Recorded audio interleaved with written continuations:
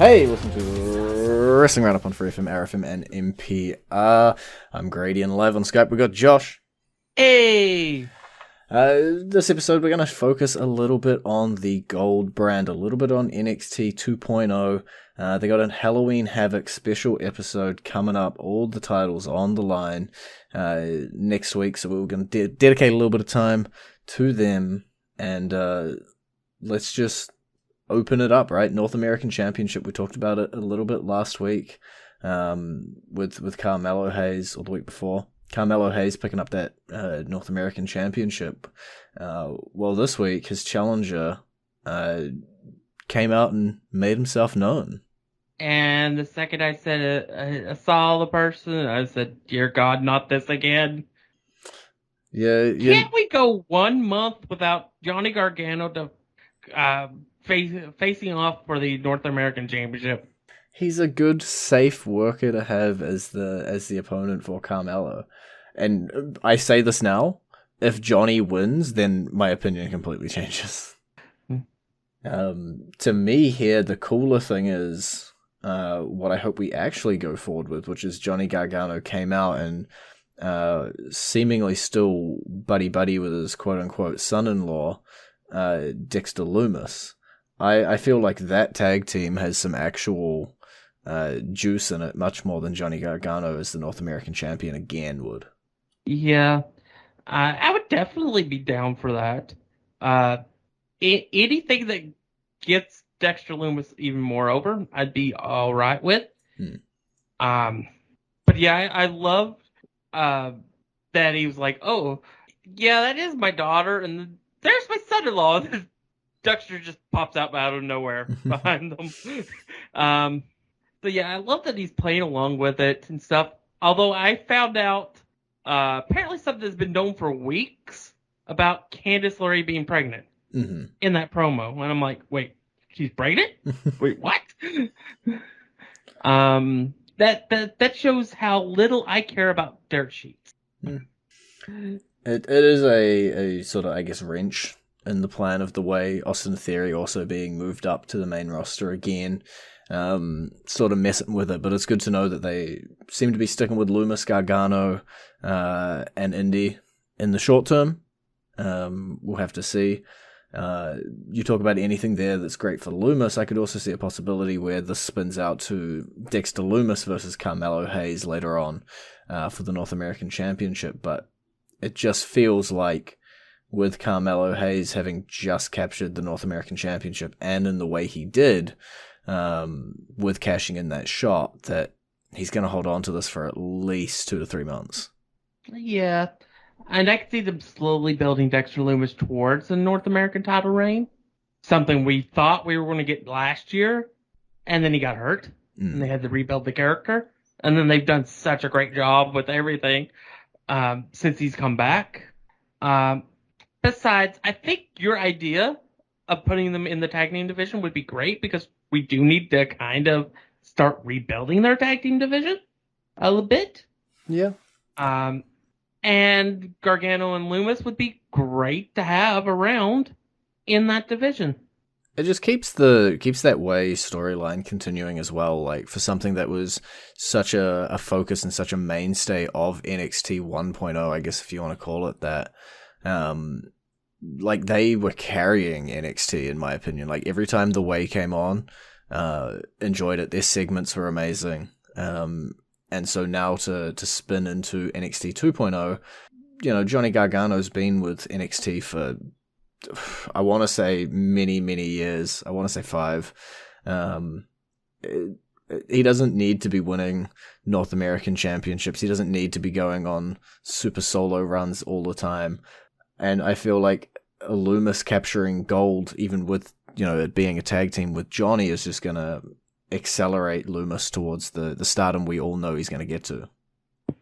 Yeah. And we always have the option of just throwing Johnny out against our current NXT champion as an option, because it's just, to some degree, those matches are always great.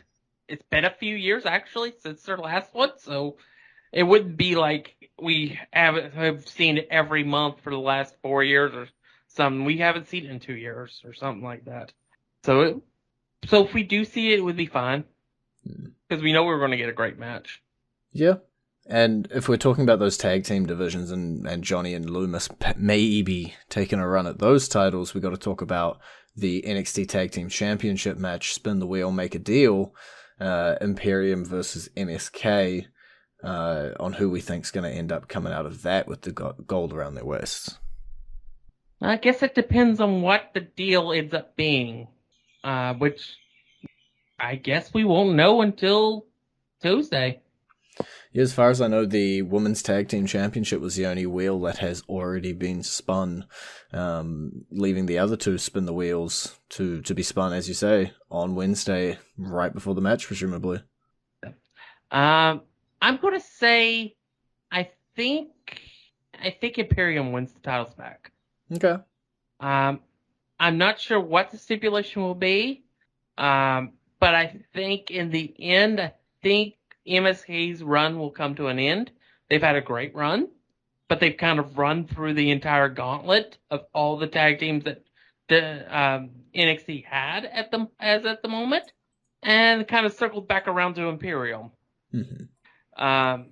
And I kind of want to see Imperium versus the Grizzly Young Vets on U.S. soil. Mm-hmm. That said, I could easily see MSK retaining, and then the Grizzly Young Vets take the titles from MSK. But I just think it's probably about time to just transition the titles from MSK and also get us some more people that could potentially face Imperium as champions. Yeah, purely on a selfish note, right, looking at that and who I think it would be funnier or cooler to see Gargano and Loomis go up against. Imperium in that sort of straight man style, I think would work really well as opponents for it. Whereas MSK, it would get a little confusing around alignments, like both of them can sort of swing around depending on, where you are kind of thing.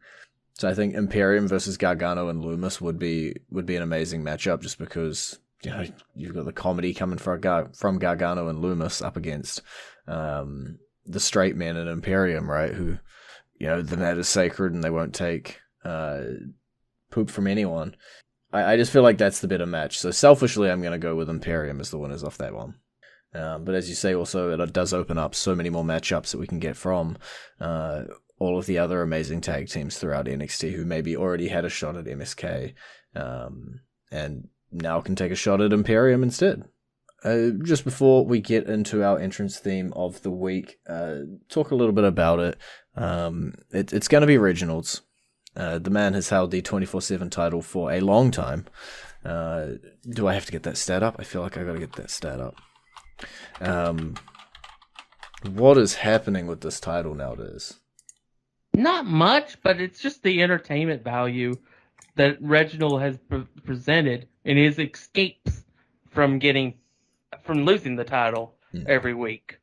So yeah, I think I really want to see him, once all this blows over, I want to see him get something more serious than just the 24/7 title, and see what we can get from that, because the stuff he does in the 24/7 division has been amazing, and so I want to at least see some type of mid-card run, maybe a shot at like a U.S. title or a Intercontinental title.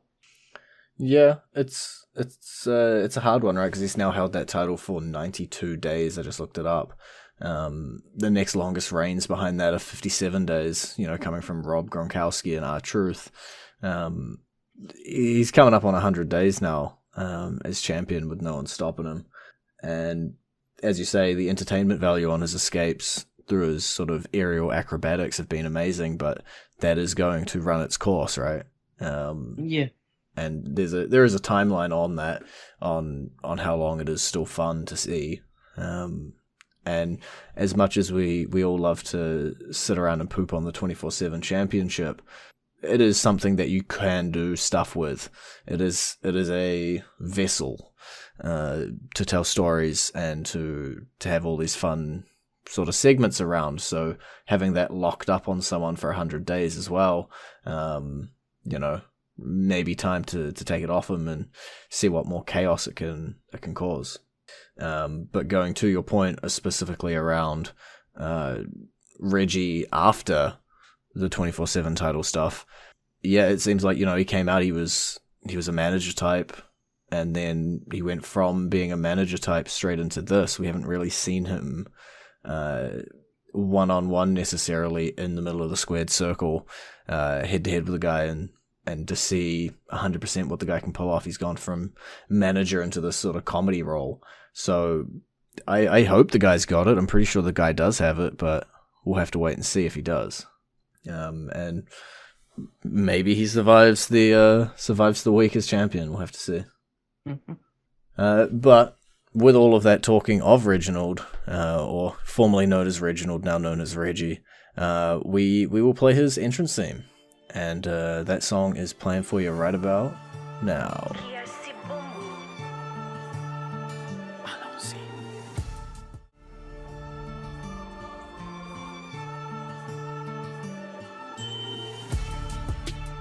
And you're back to Wrestling Roundup on FreeFM, ArrowFM, and NPR. I'm Grady, he's Josh.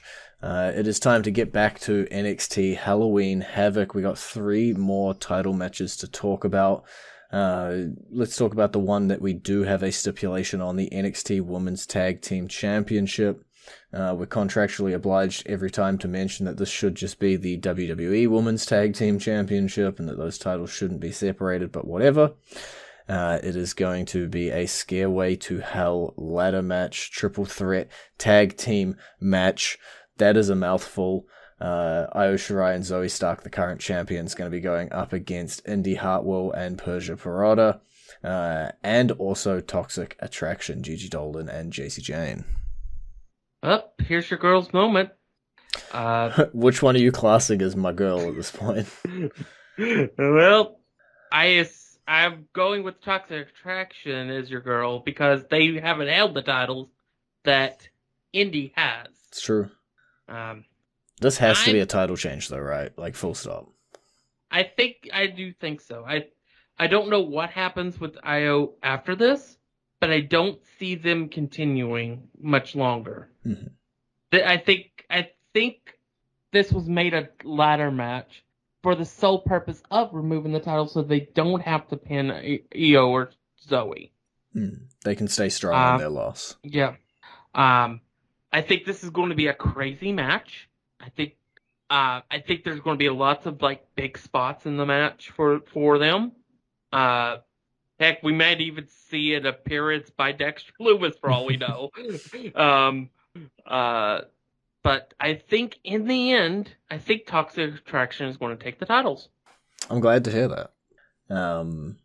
It's going to be, these sort of matches are always chaos, but they're always, fun chaos. All we can hope for is that, everybody comes out clean and uninjured and perfectly fine from that front. As you say, Io Shirai and Zoe Stark going to look strong heading forward anyway. I'll be interested to see what Zoe Stark can look like, in the singles division. We didn't see a lot out of her before she was put together with Shirai into this tag team division. So hoping to see good things coming out of Stark as well. Indy and Persia, they're a good comedy team at the moment. And they can keep spinning that around. Persia not 100% involved in this the way deal. I believe just one of her bridesmaids throughout the wedding. Can see stuff coming from them, but how can I not bet on Toxic Attraction? As you say, my girl Gigi Dolan teaming up with Jacy Jane, and it seems like there's a lot of focus coming across them, as we'll talk about in the next match as well.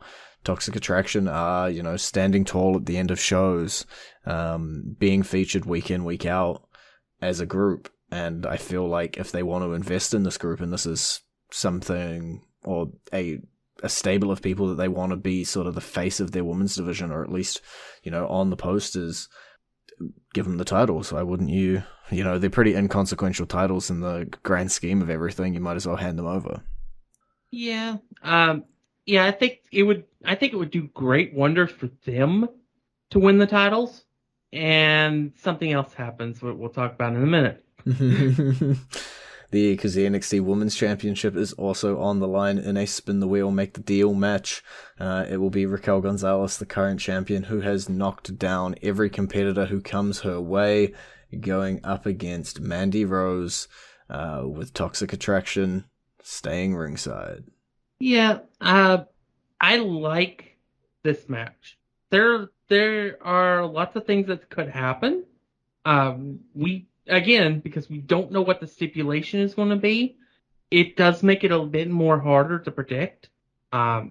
Because whatever the stipulation is, it could change drastically how the match turns out. Mm-hmm. Like, say it spins and it becomes a steel cage match. Well, you know Toxic Attraction is going to get involved because a steel cage never keeps anybody out of their match. It could give Raquel the advantage she needs to at least limit their interferences and still retain her title. Weirdly, you picked that option. I fully believe that's what the wheel is going to land on with that steel cage. It's got to be something that, as you say, can even the playing field, because right now it is the strength of Raquel Gonzalez versus the numbers game of Toxic Attraction. So unless it's taking away Raquel's strength, the only way really to even that up is to take away the Toxic Attraction factor. Yeah. So I think Raquel retains. I don't know how, but I'm picking Raquel to retain, which will make it even more of obvious that Toxic Attraction does not need Mandy. And I think that could cause some issues for Mandy from jealousy that her proteges got gold and she didn't. Mm-hmm. And it splinters them off in a different storyline. And we eventually get Raquel versus somebody else that can beat her, Raquel. I'm not sure who, but maybe a heel version of Ember Moon could do it. I don't know. But something is just telling me to stay away from picking Mandy Rose in this match. Well, whatever it is in your brain telling you to stay away from that, I don't have. I'm going all in on Toxic Attraction. I'm going all three holding gold by the end of the night.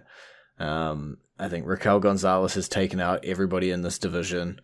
Very few people left over for her to even go up against. The same sort of defense that we gave MSK. Let's hand the title over to Mandy Rose. Let's have Toxic Attraction all standing tall at the end of the show with gold around their waist. Why break them up? I know it's a good story, but why break them up? Just let them revel in that gold.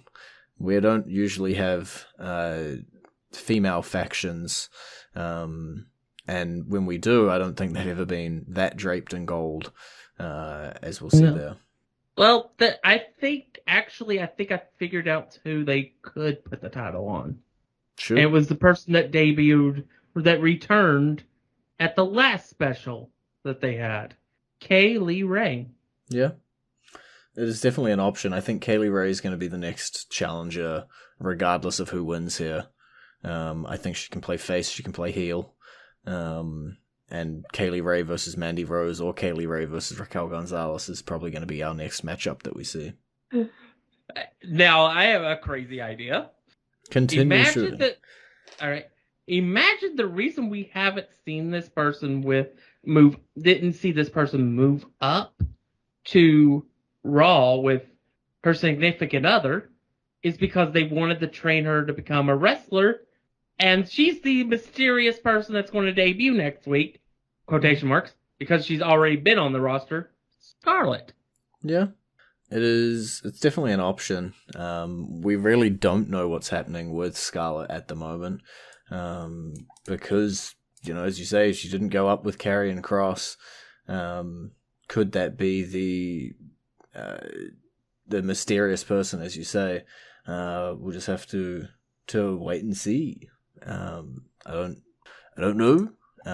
we sort of stayed away from hypothesizing about that potential match next week, so we'll have to see who comes out under the solo banner. But Scarlett also makes a really good shot as well, coming up against Raquel or Mandy or whoever ends up with the NXT Women's Championship around their waist at the end of the show. There are options. And then our main event, NXT Championship, nice, clean singles match 1v1. Tommaso Ciampa, current champion, held it since the relaunch of NXT 2.0, going up against the rookie Bron Breakker. Well, I have no idea what WWE wants to do with this match. Obviously, this whole feud has been to elevate Braun. I have no issues with that. My biggest issue is how soon it happened. Mm-hmm. That said, anytime they want to rocket back somebody, I'm fine with it. Because it's what they want to do. They're going to do it. Whether I agree with it or not, we'll see how it plays out. Yeah, like we haven't had a huge amount of time yet to judge Braun or to see exactly what he can bring to the table. But what he has brought to the table in the very short amount of time from NXT 2.0's debut to now, has been good. It's not like he's been absolutely green as goose poop, as the saying would go. He's been able to pull stuff off. Yeah, I honestly, his in-ring stuff never really concerned me because even though they don't want to acknowledge it, his dad and his uncle pre-1997, mm-hmm.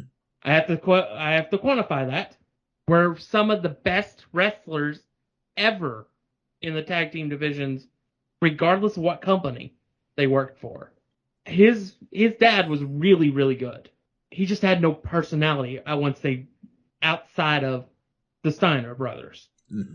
So, but his uncle had personality in spades. Regardless of how you feel about him in his later life, especially after 1997, because there were some things he was doing that kind of warped his mind. He was you always had your eyes on him. So I've been watching, I've enjoyed what I've seen, and you can definitely tell he is Rick Steiner's son because of the voice. It sounds just like Rick Steiner. So I would be fine with them strapping him. Yeah, that's all the question comes down to. Yeah, I think an old gremlin from Daddy Steiner's past, I think, might end up costing Braun this match. Okay, is this your crazy prediction of the pay-per-view? Even though it's not really a pay-per-view, the crazy prediction of the special. Well, it's kind of a full circle thing because once Rick separated from Scott, and it was Halloween Havoc in I think 98, he for some odd reason had a feud with Chucky, which was never resolved. WWE could bring since USA has a new Chucky series, they could incorporate Chucky into the storyline and just create a distraction that costs Braun the match. I don't know if it's a sad part, but I will note the official host of NXT Halloween Havoc is a combination of LA Knight and Chucky. It seemed like a kayfabe news headline when it first came out, but Chucky will be there at Halloween Havoc. Yeah. And I could totally see him popping up on the Titantron to distract Braun, which allows Tommaso to secure the win. So it somewhat protects Braun from a clean loss, but also it lets us see what he can do in the ring and maybe going forward what he can do as a personality outside of just bouncing off of Tommaso. I definitely don't see Braun taking a clean loss here at all. It's either going to be Braun winning, and as you say, them rocket packing him, or Braun losing by some sort of, as you say, outside interference or other ways. I don't think he lays down clean for the 1, 2, 3 for sure. This guy, whether he's going to take the title this week or not, is clearly somebody that the new NXT 2.0 is going to be built around. And I feel like if you really believe he's something special, you prove it. You either you make him front and center and put the title on him, or you make him part of your most important storylines and just showcase what he can do. Mm-hmm. Well, if that Chucky prediction isn't your wild prediction, do you have a wild prediction you're going to throw out there for NXT Halloween Havoc, or are we going to just wrap the show up here? What you got? What is brewing in that insane mind of yours?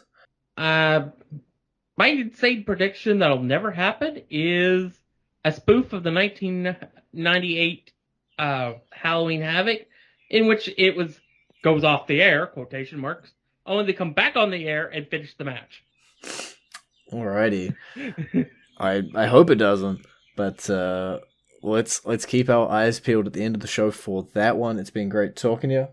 Bye. You can visit our Facebook page, facebook.com/WrestlingRND-up, or our Twitter page, twitter.com/WrestlingRND-up, or our YouTube page, youtube.com/WrestlingRND-up. And we will see you next week with the results from NXT's Halloween Havoc.